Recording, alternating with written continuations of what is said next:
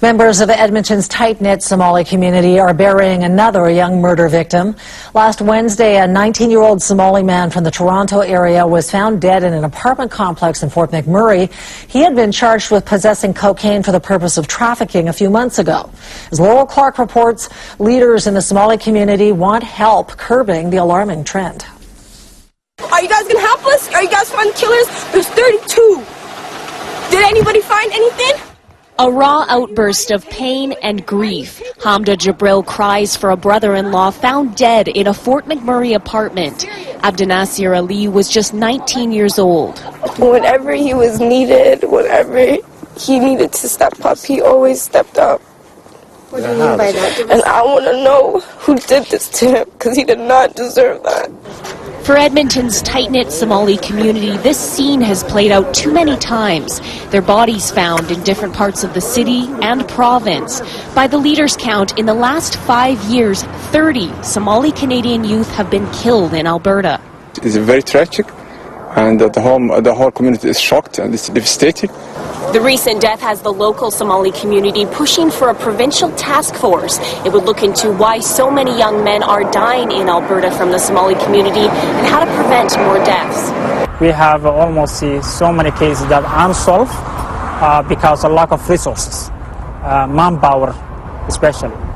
Those that we were looking for extra resources. That's one thing. The second thing we're looking for is that to look the underlying causes of these cases and what caused them, what can be done, and how to implement. The community met with the Justice Minister last month to promote this plan, but a spokesperson says they will consider other initiatives first. That could be an opportunity for funding through the Safe Communities Innovation Fund.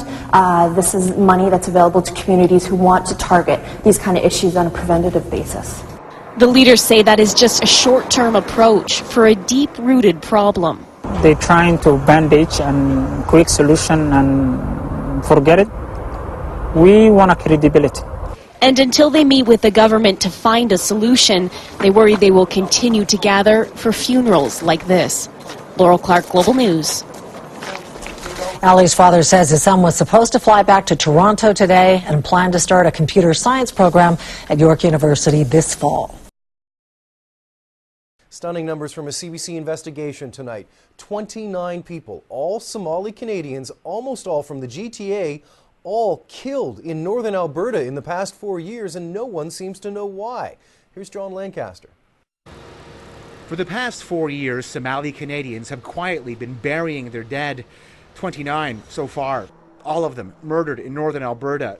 The majority were born and raised right here in Toronto before heading west. It's of a major concern. Somali community leader Ahmed Hussein just got back from Alberta. His mission, to find out why so many are dying. He says many of the dead were looking for an honest living, but were shunned. The young men who have died, almost all of them have been born in Canada, if not raised in the society. So any issue that is going on is a product of Canada, and therefore the solution lies here. In the most recent murders, it seems the victims were criminals. I really, quite frankly, wasn't overly surprised. Toronto homicide detective Gary Giroux knew one of them well. He arrested Syed Adad back in 2006 after a Scarborough man was shot to death. He had a violent background, and it's fairly predictable that he died a violent death. But why did the 28 others die? Police in Alberta have solved only one of the killings, so there are no hard answers. Somali leaders say these murders are only making it harder for them to assimilate here in Canada.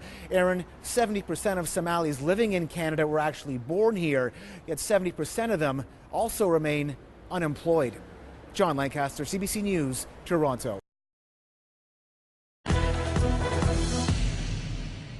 Adrian Arsenault's story last week about Canadian hip-hop artist Kanon got a lot of people talking about his song being chosen for the World Cup, and about his struggles as a Somali immigrant to Canada and the troubles facing his community.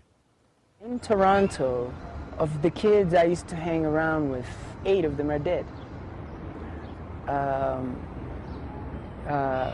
5 murders and 3 suicides.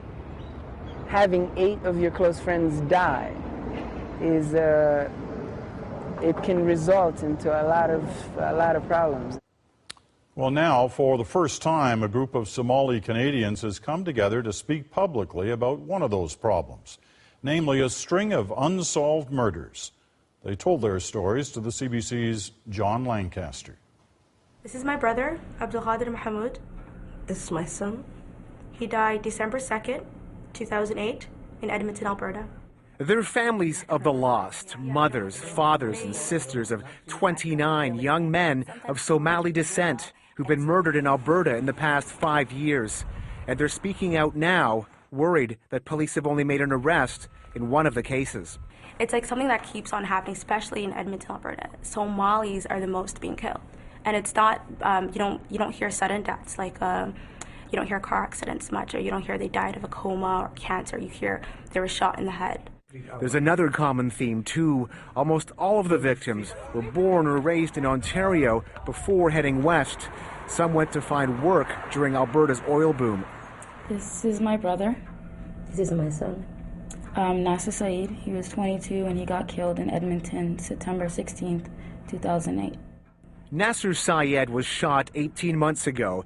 Police suspect he was another victim of a bloody turf war that's brewing in Alberta, pitting established gangs against anyone seen as a threat to their share of the drug trade.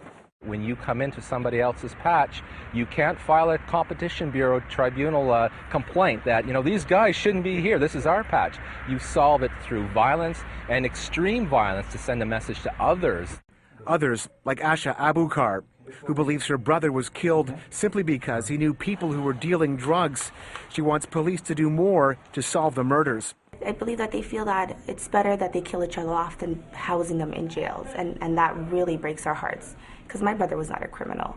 My brother was a guy who's trying to start his life. Edmonton police denied our request for an interview today, but they did tell us they're working hard within the community, but getting little cooperation. They've even called in Toronto's Guns and Gangs Task Force for any expertise that may help. John Lancaster, CBC News, Toronto.